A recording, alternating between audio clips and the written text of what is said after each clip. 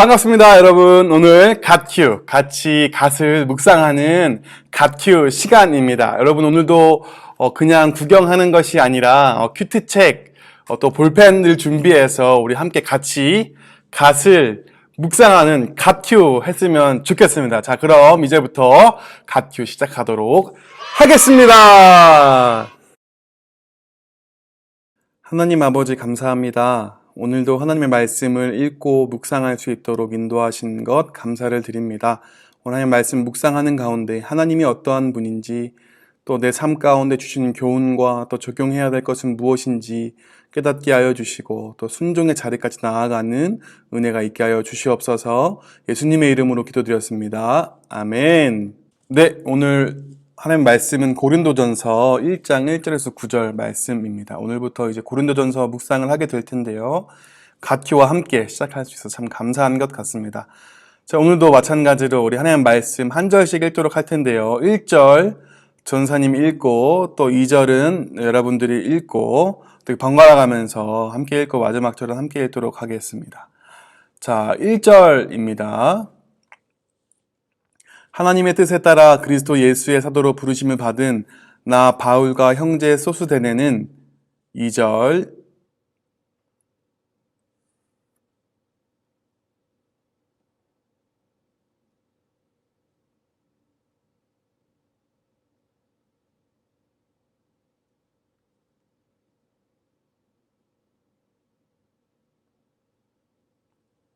하나님 우리 아버지와 주 예수 그리스도께서 여러분에게 은혜와 평강 주시기를 원합니다. 4절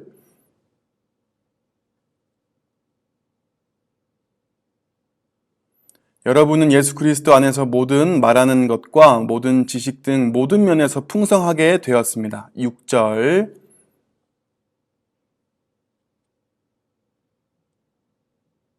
그러므로 여러분은 영적인 선물을 부족함 없이 받으며 우리 주 예수 그리스도께서 나타나실 것을 간절히 바라고 있습니다. 8절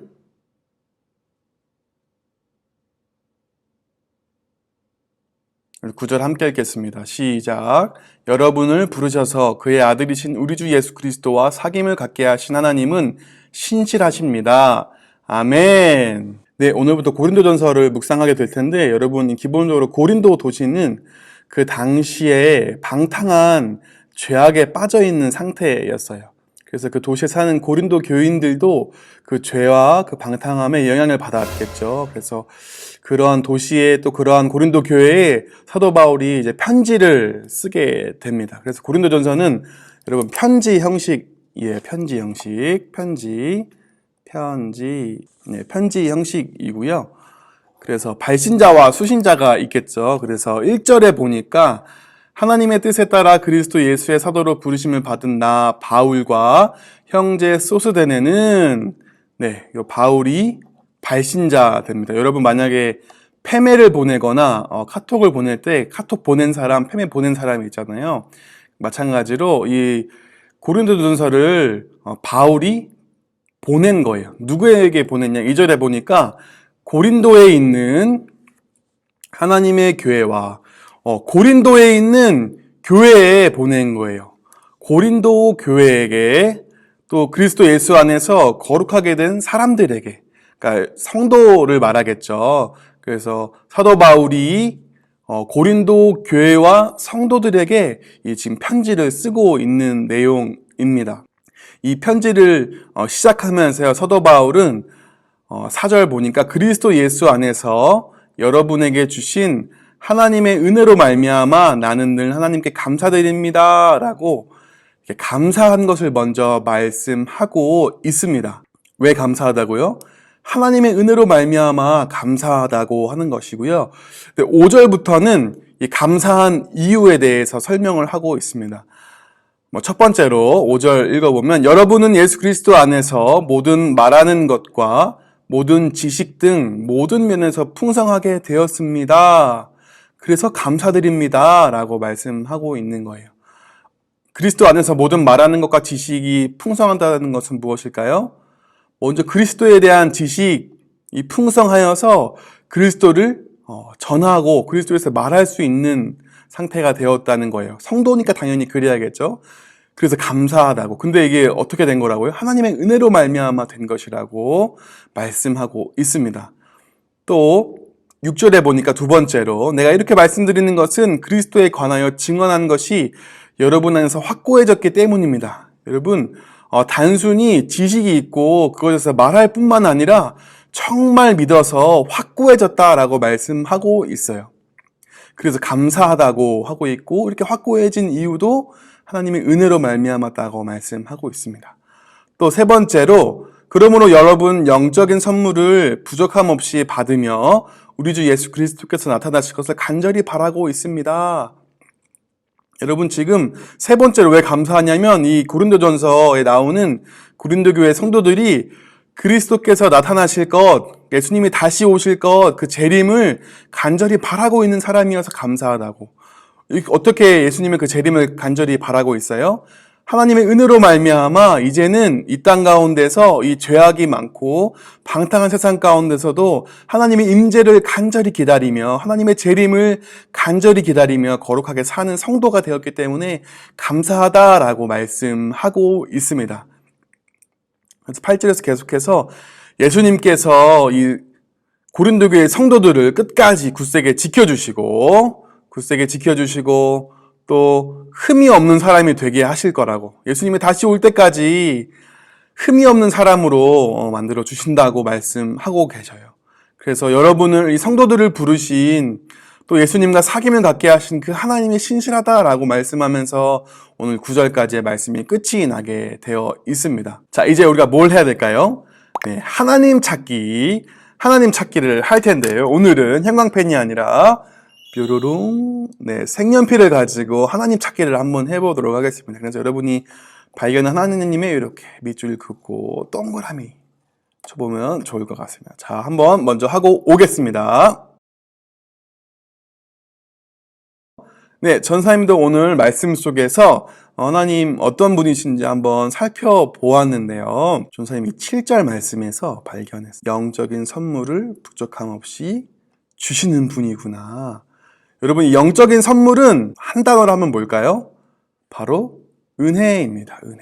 여러분은 어떤 하나님을 좀 묵상하게 되었나요?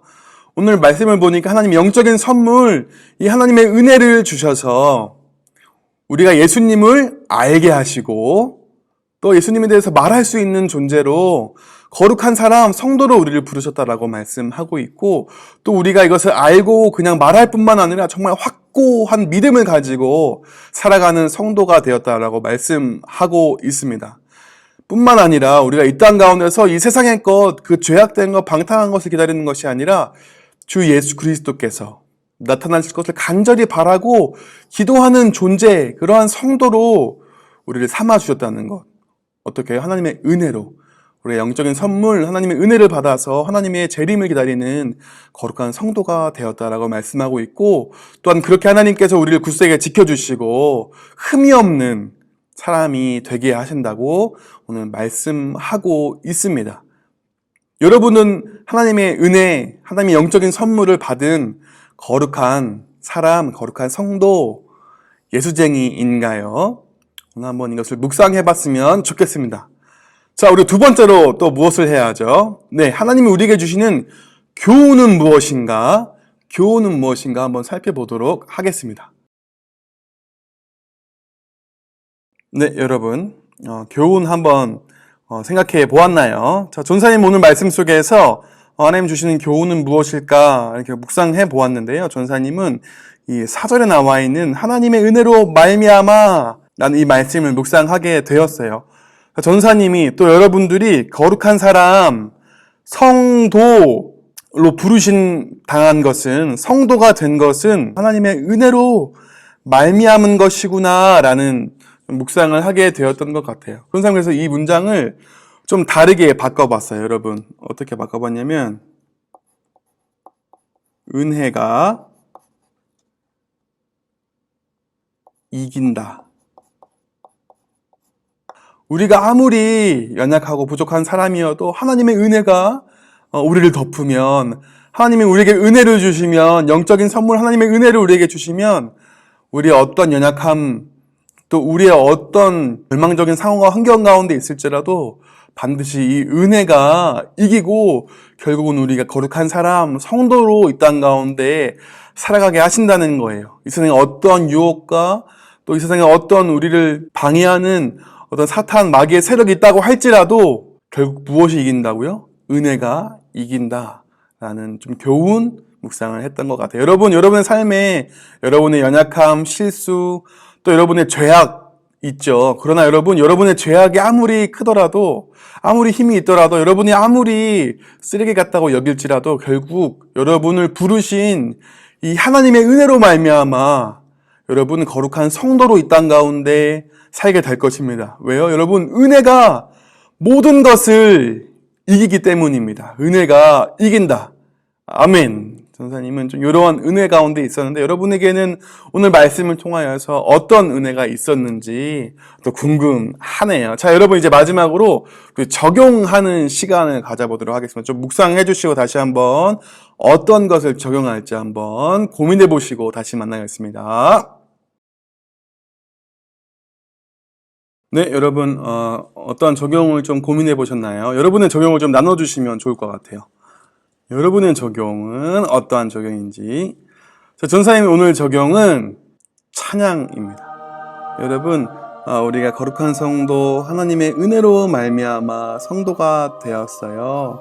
이것을 좀 찬양으로 고백하면 좋을 것 같은데, 여러분, 찬양의 제목이 무엇이냐면 바로 여러분, 나는 할 수 없지만 이라는 찬양입니다. 이 찬양은 하나님의 은혜로 하나님의 자녀로 살아가게 해달라고, 나는 할 수 없지만 하나님의 은혜로 하나님의 자녀로 살아가게 해달라는 그 은혜의 고백입니다. 나는 할 수 없지만 오직 주의 은혜로 하나님의 자녀로 살아가게 해달라고 그 은혜를 구하며 고백하고 있는 찬양이에요. 나는 할 수 없지만 그 하나님의 은혜로 그 긍휼로 예수님의 제자, 예수쟁이로 살아가게 해달라는 은혜를 구하는 그런 고백인데요. 오늘 하루 여러분들 이 하나님의 은혜를 구하며 나는 할 수 없지만 하나님의 은혜로 이 땅 가운데 거룩한 성도, 하나님의 자녀, 예수쟁이로 살게 해달라고 함께 고백하며 기도했으면 좋겠습니다. 함께 기도하겠습니다. 하나님 아버지, 오늘 하나님의 말씀 묵상하며 나는 할 수 없지만 하나님의 은혜로 말미암아